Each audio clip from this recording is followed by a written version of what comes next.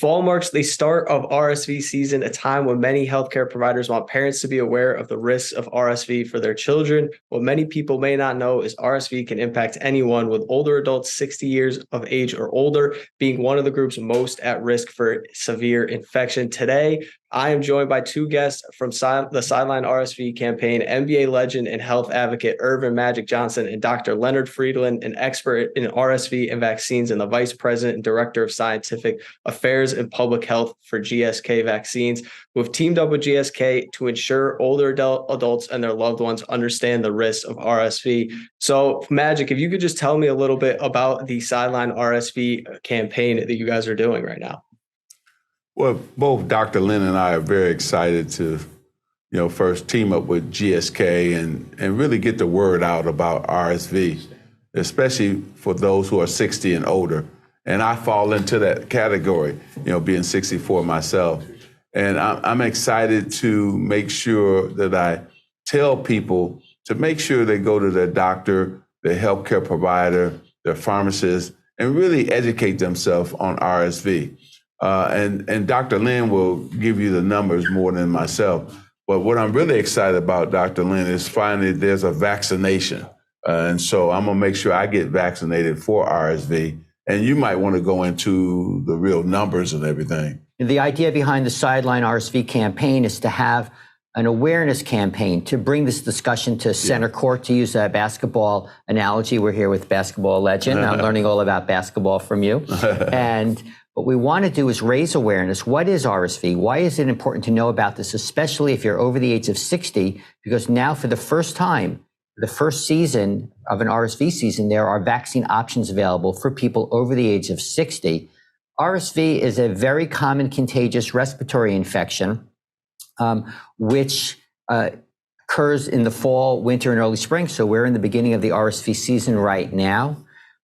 Upwards of 177,000 adults over the age of 65 are hospitalized every year due to RSV, and of those, 14,000 will die due to RSV every year, and especially adults with chronic heart and lung disease are at increased risk for severe RSV infections and complications. So it's really important to know about this and then speak to your doctor, speak to your pharmacist, speak to your nurse. Say, I heard about RSV. You could say you heard about it from Magic Johnson.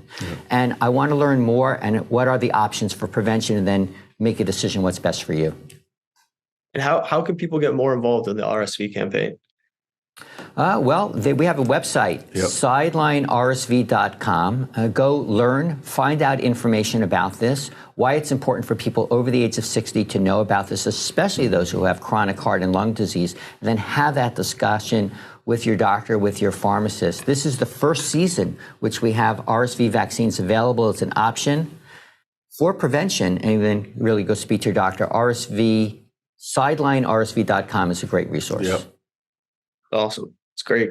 It's great to have you guys advocating for this, obviously. And we're speaking of RSV season. We also have the NBA season coming up. So, Magic, I'd love to ask you a few basketball questions, if we could. I'd love to take it back, though, a little bit back to your time as the president of the Lakers. I want to ask you about when you were recruiting LeBron James. I have a question for you. Was there, after you pitched him, did you have a confidence level of how much you knew he was going to come to the Lakers, or were you kind of just up in the air afterwards?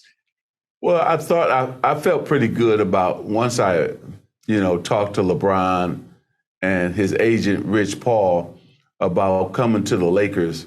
I felt good about the meeting. I didn't know for sure he was going to commit to the Lakers, but I felt good about it because everything that he wanted, I thought we could deliver to him. I knew he wanted to win a championship. We had a lot of young pieces that would fit with LeBron at that time. We had cap space to the next summer to sign another great free agent or to trade for somebody, which they did with Anthony Davis coming over to the Lakers. So, and then, he knew that we were committed to winning the championships. And Los Angeles, he could also continue to build his brand and get into Hollywood and become this dominant businessman that he is today. We won the championship.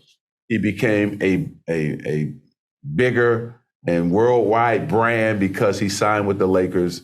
and then also too off the court. He became this incredible businessman that we see today. So I'm just happy that I was able to talk him into coming and playing for the Lakers.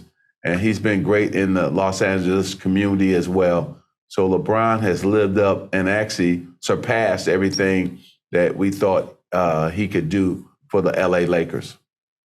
For you, when they won the title in 2020, how important was that to you as the architect kind of the beginning of that team? I know you would step down by the time they won the title, but as the architect of that team, and also as just a Lakers legend in general, how awesome was it to see the franchise get back to that mountaintop? Oh, I was so excited that we got back to that level, that we won. Even though it was in the bubble, we still won the championship. Everybody had to play in terms of the same rules. And so it was a great championship for the Lakers. And then this season, I think that the Lakers are going to win the West and get back. They can win another championship. I think they're the best team in the West. Rob Pelinka has done a great job, him and Jeannie Buss, of not only keeping the young talent, but also bringing in some really great free agents. And I think the Lakers are probably the most balanced team in the West and have, I believe, the most talent too. They're the deepest team. So this is going to be an exciting year for the Lakers this season. That season that they won the championship, the fans were happy. LeBron got to say he got one more, which I think is number 4. So now he's trying to get his 5th one, and I hope that happens this season.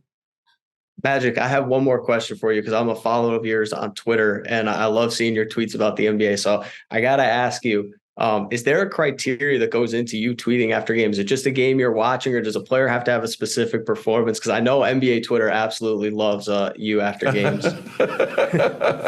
I like tweeting after games, because I'm a big fan. And I know a lot of people retweet what I say and so on. But listen, you're not going to find a bigger basketball or NBA fan than myself. And I love, talking about the game. And, I don't get involved in a lot of campaigns and everything, but the ones I do get involved in, I'm really passionate about. And this RSV campaign, I'm really passionate about because I'm 64 myself. And so with that being said, I have to also talk to my doctors. Thank God I got Dr. Lynn here, who has educated me about RSV. And so everybody out there, make sure, whether it's you talking to your doctor or if you helping your parents or your grandparents, make sure you educate them about RSV and take them to the doctor and make sure they get checked out, okay?